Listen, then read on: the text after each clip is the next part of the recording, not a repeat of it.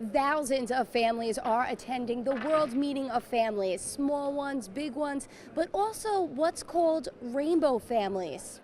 Our first trip to Ireland. Meet the Duddy-BURKEs. There's Marianne and Becky, Finn and Emily. We're no different than anybody else.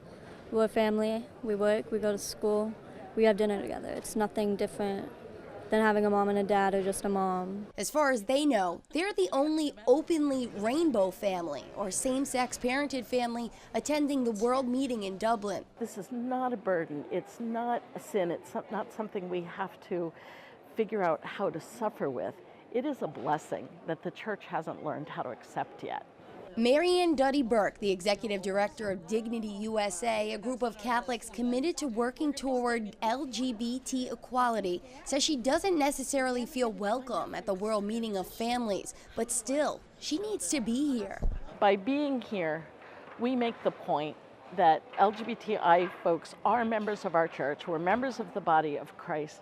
We're part of the us. If we weren't here, it would be folks here talking about them. In 2015, Ireland became the first country in the world to legalize gay marriage by popular vote, and LGBT issues have dominated headlines since it was announced the country would host the World Meeting. In an opening keynote address, Archbishop EAMON said that defense of church teachings must also take into account those living in alternative situations. We shared our tremendous admiration and gratitude for the many families who do their best in complex situations to persevere. According to new research to be published by the Government of Ireland, 1 in 3 Irish families no longer fits into the traditional definition of the family used by the church. Reports point to an ever-increasing number of unmarried couples with children, lone parent families, and families with gay parents. You don't choose your orientation or gender identity any more than you choose to be left-handed. It's not a choice and it's not an addiction. Thus, it is not a sin simply to be LGBT.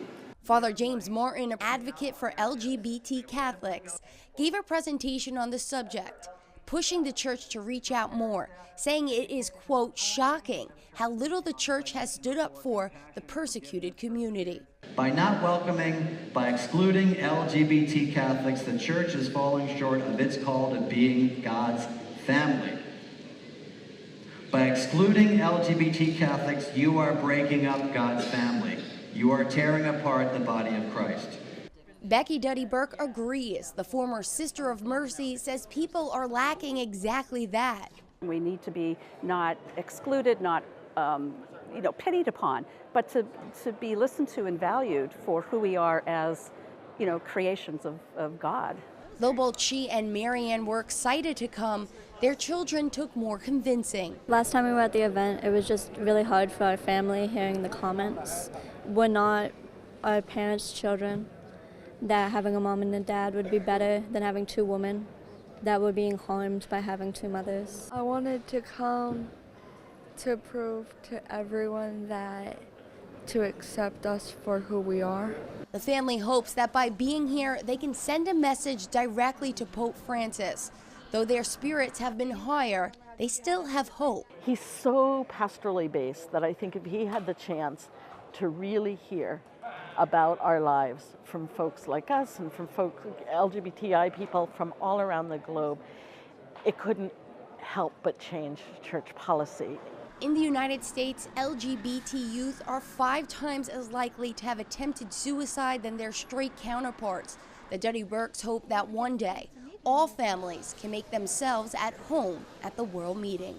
This rainbow family says it is just the beginning of their journey. They will only continue to pray for change, but work for it. In Dublin, Michelle Powers, Currents News.